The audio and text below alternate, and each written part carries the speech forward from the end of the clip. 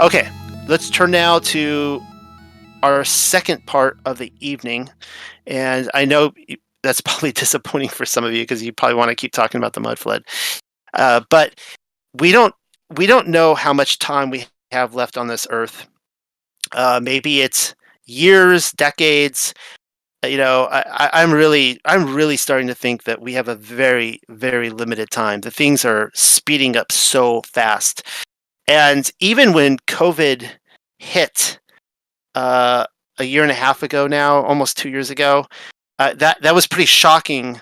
But I was still like, I think we got more time left. But as the months and the weeks and the days are going by, I'm feeling like we're running out of time. And so, as a community, I want to continue. We can keep, I love, as you guys know, I love conspiracy theories and talking about ideas and concepts and the what ifs. But I really want to focus on, as a community, with what time they give us here in Discord, to continue reading biblical texts, extra biblical texts, or as I like to call it, just scripture.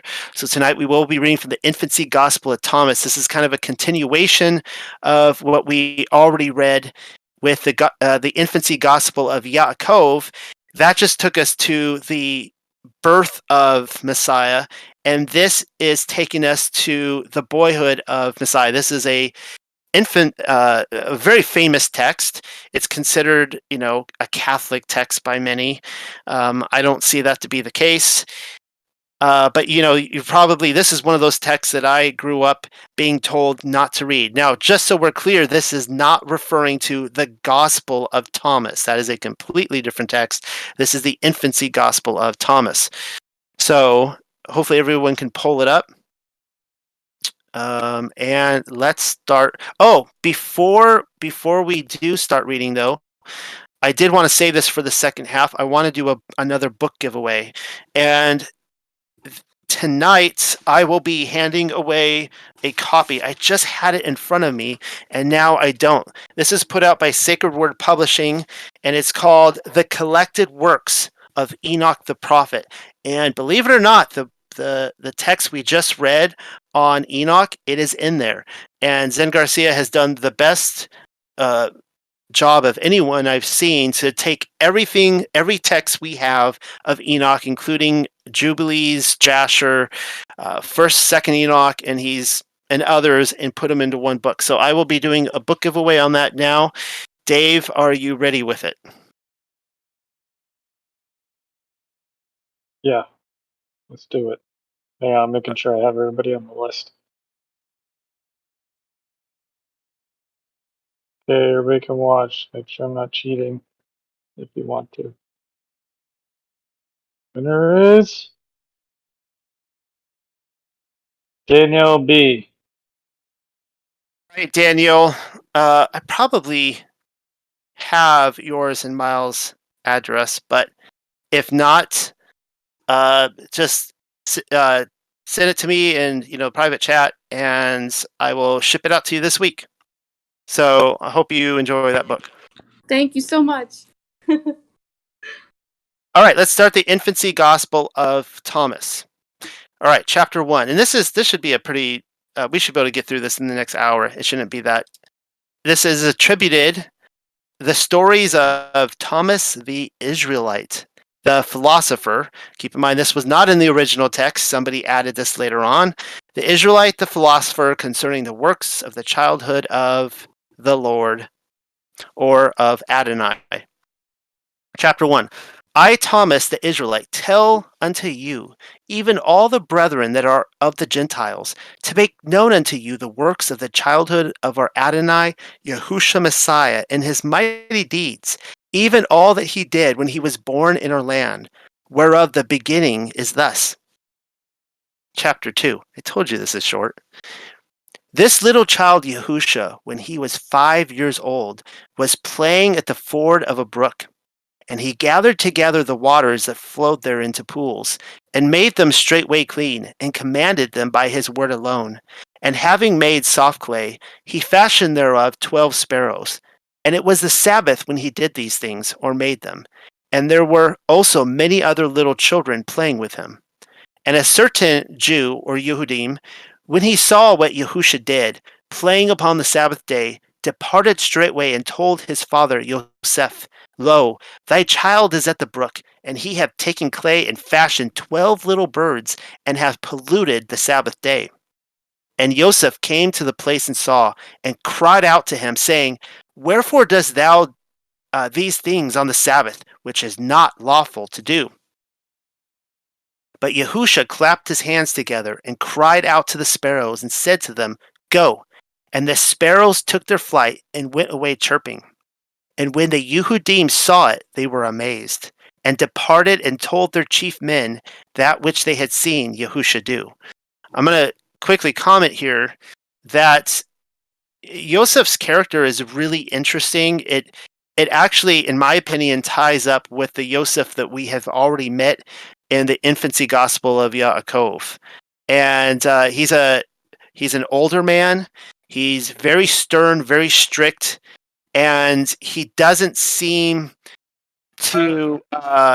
He always seems to be obedient to the. He's obedient to the law. I need to make this clear, but he's obedient to the elders in the culture of his day. And I'm not saying let's not be obedient to our elders. You guys know what I mean by that. That right here already we see this doctrines of men creeping in, and Yahusha is getting in trouble for it, for breaking the Sabbath, something he would be accused of for the rest of his life. And Yosef is pretty angry about that. He doesn't even, interestingly enough, he doesn't even come to Yahusha's defense here. Chapter 3. But the son of Annas the scribe was standing there with Yosef, and he took a branch of a willow and dispersed the waters which Yahusha had gathered together. And when Yahusha saw what was done, he was wroth and said unto him, O evil, that's my editing job right there, ungodly and foolish one, what hurt did the pools and the waters do thee? Behold, now also thou shalt be withered like a tree, and shalt not bear leaves, neither root nor fruit. And straightway that lad withered up wholly. But Yahusha departed and went into Joseph's house. But the parents of him that was withered took him up, bewailing his youth, and brought him to Joseph, and accused him, for that thou hast such a child which doeth such deeds. So here we see a version of Yahusha, which this is one of the reasons why this book is not loved by a lot of people, because it paints a picture of a child like Yahusha that we see him as an adult, whipping people in a temple, but here, I don't know, he's just not a you want to be careful of having your child trip up this Yahusha as a child. And it reminds me of Hebrews chapter 5 verse 8. I'm just going to read this really quickly, and I should have really started with this, but I want you to think about this as we go through it. I'm looking at the New International Version. Here's the King James Version. Though he were a son, yet learned he obedience by the things which he suffered.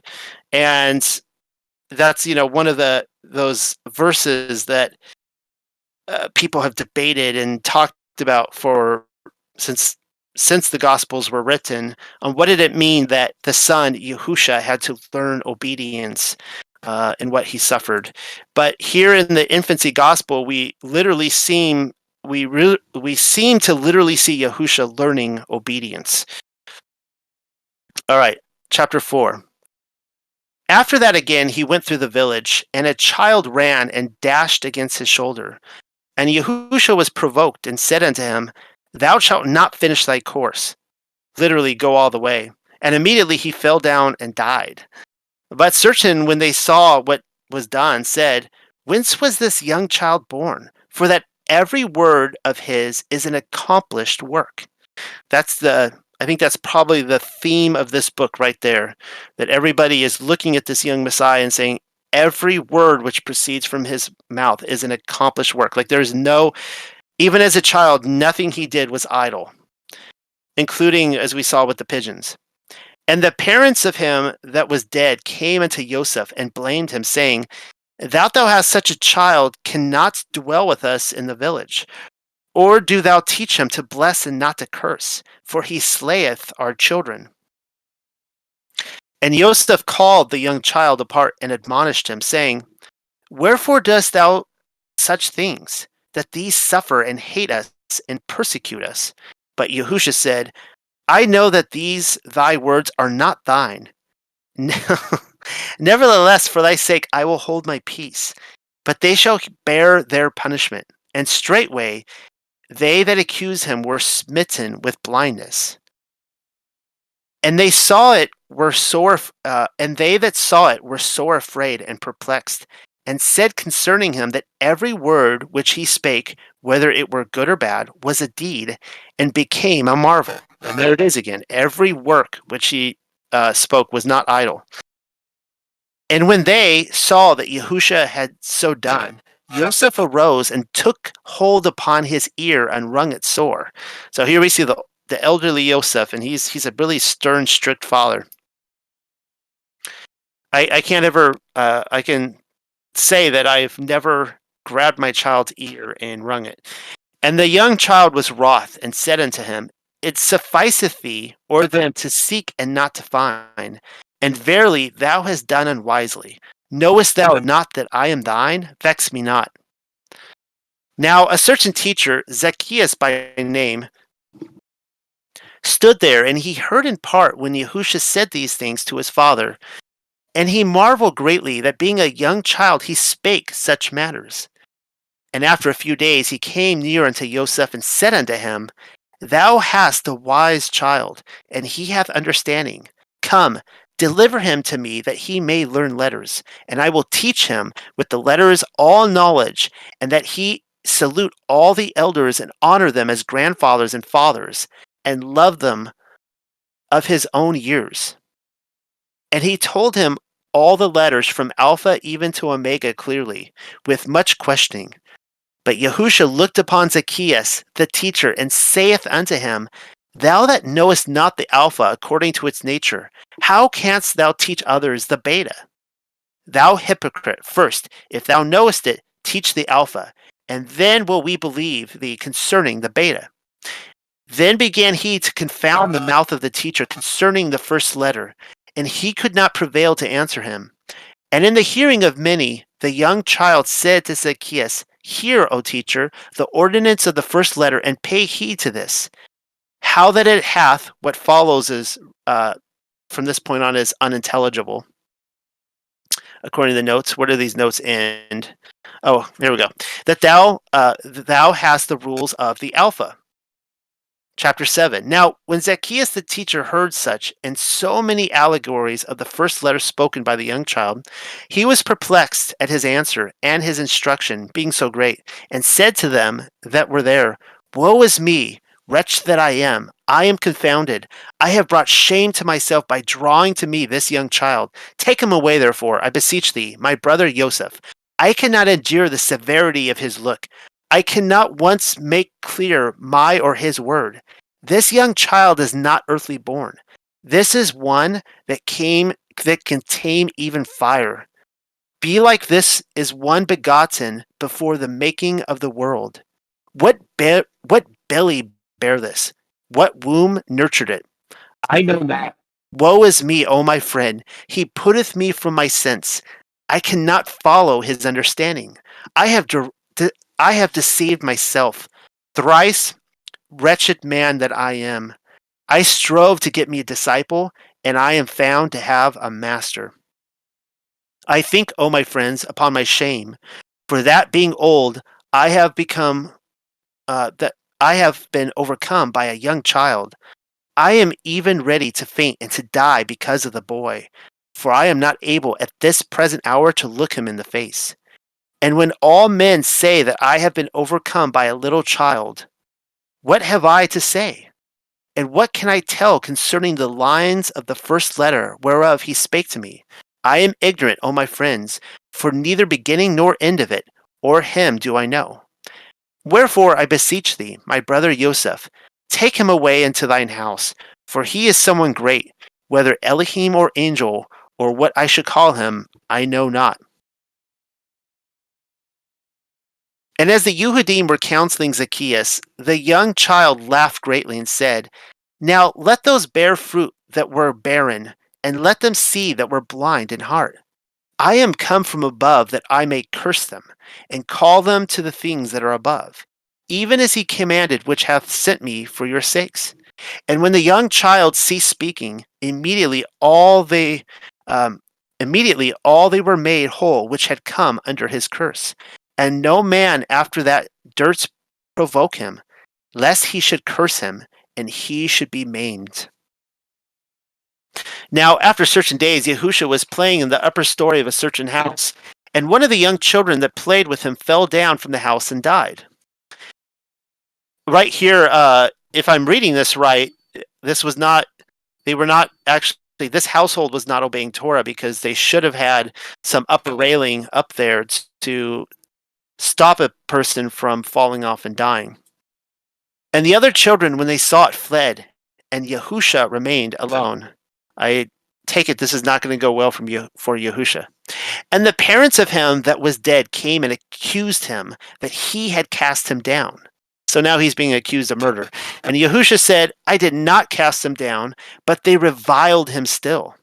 And then Yahusha leaped down from the roof and stood by the body of the child and cried with a loud voice and said, Zeno, for so was his name called, Zeno, "Arise and tell me, did I cast thee down?"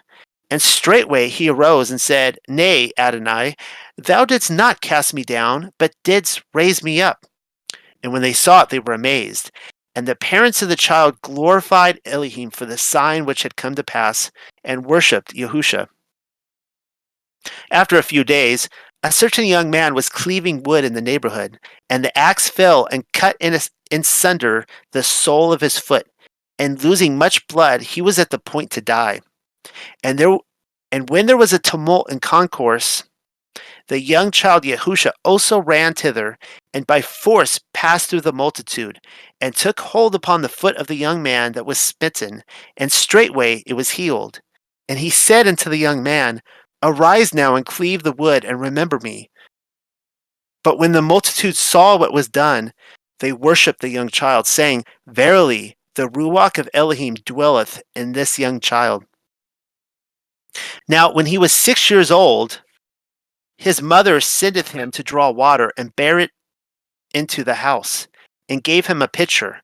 But in the press he struck it against another, and the pitcher was broken.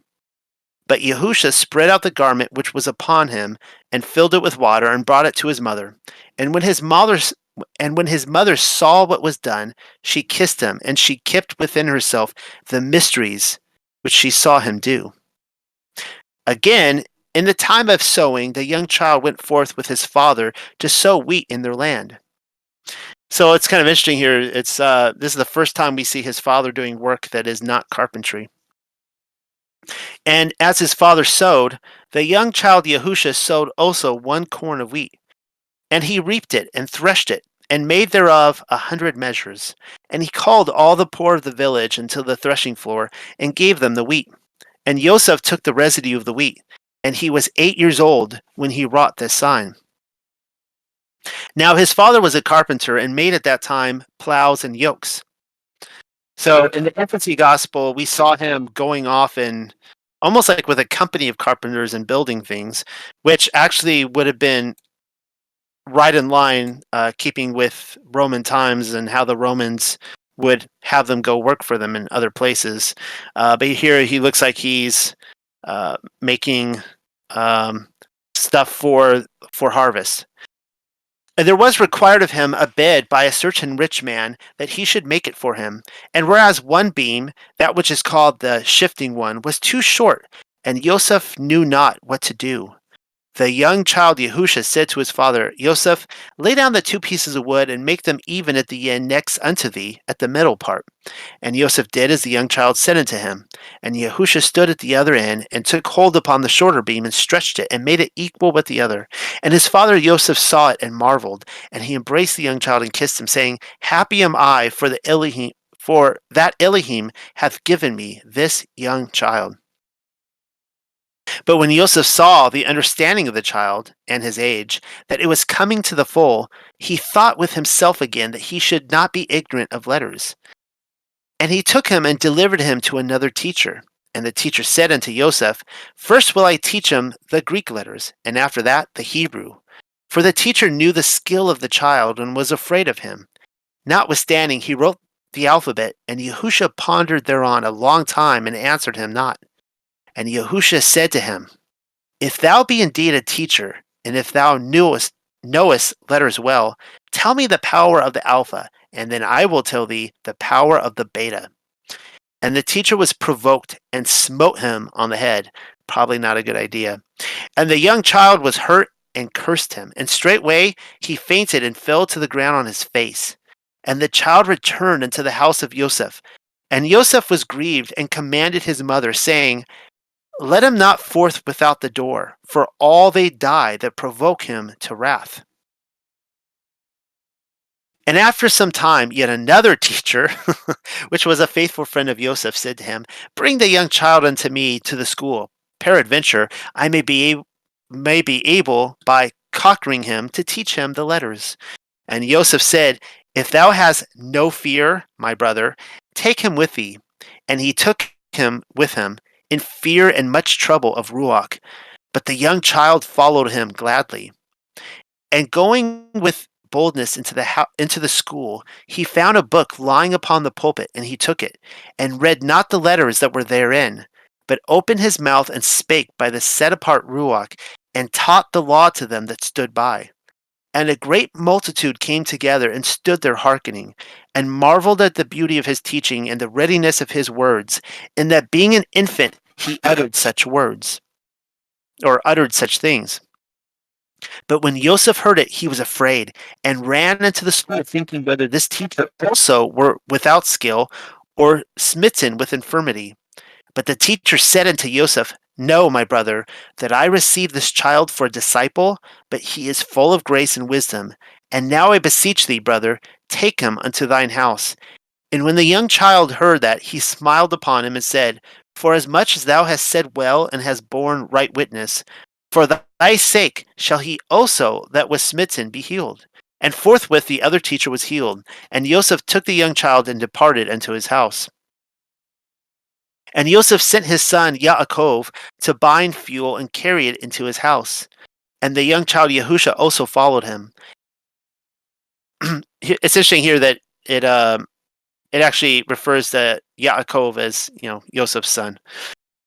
And Yaakov was gathering, I guess, faggots. A viper bit the hand of Yaakov. And as he was sore afflicted and ready to perish, Yahusha came near and breathed upon the bite, and straightway the pain ceased, and the serpent burst, and forthwith Yaakov continued whole. And after these things, in the neighborhood of Joseph, a little child fell sick and died, and his mother wept sore. And Yahusha heard that there was great mourning and trouble, and he ran quickly and found the child dead. And he touched his breast and said, I say unto thee, child, die not, but live and be with thy mother. And straightway it looked up and laughed. And he said to the woman, Take him up and give him milk, and remember me. And the multitude that stood by saw it and marveled, and said, Of a truth, this young child is either Elohim or an angel of Elohim. Here it is again. For every word of his is a perfect work. And Yahusha parted thence and was playing with other children. We got 2 chapters left, and it's over. And after some time there was work of building, and there came a great tumult. And Yahusha arose and went thither, and he saw a man lying dead, and took hold of his hand and said, Man, I say unto thee, arise and do thy work. And immediately he arose and worshipped him. And when the multitude saw it, they were astonished, and said, This young child is from heaven, for he hath saved many souls from death, and hath power to save them all his life long. Okay, this next story should sound familiar to you. Chapter 19. And when he was 12 years old, his parents went according to the custom into Jerusalem to the feast of the Passover with their company. And after the Passover, they returned to go into their house. And as they returned, the child Yahusha went back to Jerusalem. but his parents supposed that he was in their company. And when they had gone a day's journey, they sought him among their kinsfolk. And when they found him not, they were troubled, and returned again to the city seeking him. And after the third day, they found him in the temple, sitting in the midst of the doctors, and hearing and asking them questions. And all men paid heed to him and marveled how that being a young child, he put to silence the elders and teachers of the people, expounding the heads of the law and the parables of the prophets. And his mother Miriam came near and said unto him, Child, wherefore hast thou so done unto us? Behold, we have sought thee sorrowing. And Yahusha said unto them, Why seek ye me? Know ye not that I must be in my Father's house? But the scribes and Pharisees said, Art thou the mother of this child? And she said, I am. And they said unto her, Blessed art thou among women, because Elohim has blessed the fruit of thy womb. For such glory and such excellence and wisdom we have neither seen nor heard at any time. And Yahusha arose and followed his mother, and was subject unto his parents. But his mother kept in mind all that came to pass. And Yahusha increased in wisdom and stature and grace. And to him be glory forever and ever. Amen. All right, let's see who's. Oh, wow, you're all still with me. Awesome. So this story, the first time you read it, it's a bit jarring. It's like if you pay attention, there's a progression in this story, and for anyone who has had a toddler of their own or been around toddlers, you will see that they can be very ornery, and they can kick and scream, and they have to learn discipline. And it's interesting to see the progression as in this story, as Yahusha goes from the time of being a toddler, being very young. I think it starts when he's 2 to 3 or 4, and then it progresses to 5, and then it ends by the time he's 12. We actually see him maturing, and even though every work he does in here is a perfect work that is not lacking or not idle, we see him as he grows older, becoming wiser and wiser and wiser, and healing more people, and so on and so forth. Now, I'm going to open this up for anyone who has any questions, comments, concerns. It will not hurt my feelings in the slightest if you tell me that this is not scripture and it deserves to be thrown to the curb. But I find this really fascinating, and I'm curious to hear your thoughts. I thought it was interesting. That's kind of how I always pictured the Messiah as a child, like being able to do this stuff. But I was just looking at John, because I'm pretty sure, yeah, it's John chapter 2, verse 11. He says specifically that the wine at the wedding was the first of his signs. I found that interesting, kind of like a contradiction for basically what he was doing here. What do you think about that? Well, it very well could be. My understanding is that he says, I have to look at the passage. He says, "Woman, my time has not yet come." Or does he say? Do you have it in front of you where he says that? I want to get the actual. I could try to find it here. It's John chapter. Is it John chapter 3 or John chapter 2? 2. Chapter. 2. Oh, I thought it was 4. Well, Okay. Okay, so his mother, the mother of Yahusha, saith unto him, They have no wine. Yahusha saith unto her, Woman, what have I done with thee? Mine hour is not yet come. And then his mother said unto the servants, Do as you will. Okay, do whatever he says to you. Okay, and then let's see, where does it say this was the first? The beginning of miracles did Yahusha in Cana of Galilee, and manifested forth his glory, and his disciples believed in him. So you could take that in two ways, right? You could take that is literally the first miracle he ever accomplished, that his mother just had total, I mean, she obviously had faith and belief in him, but just this total faith and belief that miracles would come. Or you see an exchange there where she's like, hey, all those things you did, why don't you do that for these people here? Why don't you give them the grace, or the gift of your perfect works? And he's like, woman, my time is not yet come of glorification. Why are you, I'm not supposed to be made known yet. And either it's a contradiction or it's not. It could mean that it says there in the context that that was when his disciples believed in him. So it's definitely the beginning of his ministry. I don't know. What do you guys think? Contradiction or not? Well, could it be here's a thought, is that prior to him being a, quote, man of 13 or 12 years of age, he was doing some of these things, as we just read in the Infancy Gospel, as a young child, that he had stopped or had the maturity to not unveil or reveal these things until he started the, quote, ministry, or started his whether that was before or after his baptism. I'm thinking it was possibly after, that he showed himself with these signs. But obviously, what your comment, Mary knew. Mary knew what this child could do, what this guy could do, how her son could do. So, Yeah, I mean, the first time I ever read the Infancy Gospel of Thomas, I was probably like 2 months ago, and I was really excited when I read it. And I had always read the story of Cana of Galilee, and just my takeaway, having never read this text, I'd always heard the story about the clay pigeons and such, and told to keep away from that book, which is weird because there's nothing in here that's like it's a little bit jarring, some of it. But anyways, going back to Cana of Galilee, I always took that to mean that that Mary did know of his abilities, that she had probably seen some amazing stuff, and that she was trying to kind of draw him out to the world. And he's like, no, my time has not yet come. Not yet. This isn't it. And I always took it to me that was the first miracle of his ministry. Again, maybe it's a contradiction, maybe it's not.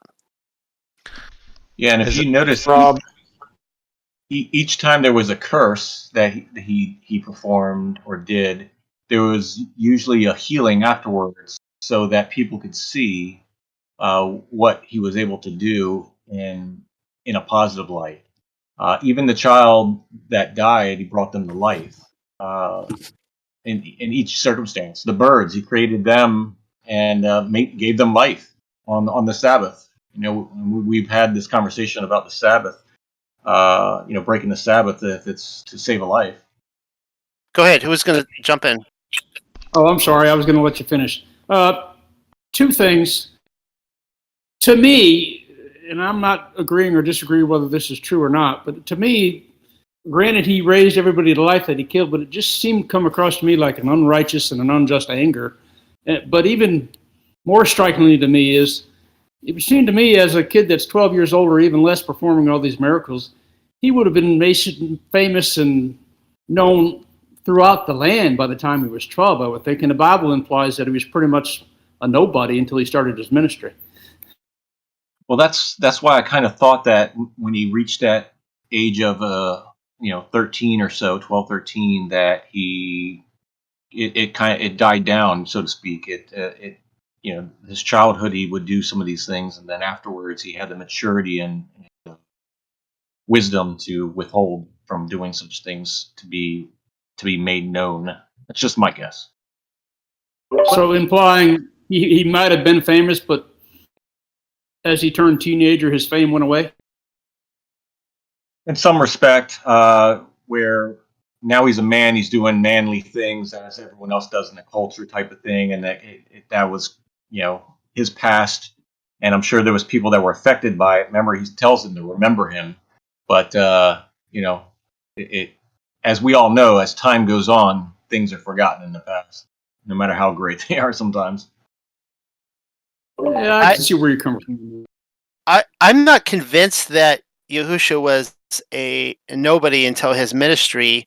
In fact, we see all throughout the Gospels, people would be like, "Wait, isn't this the carpenter's son? Isn't this the son of Mary?"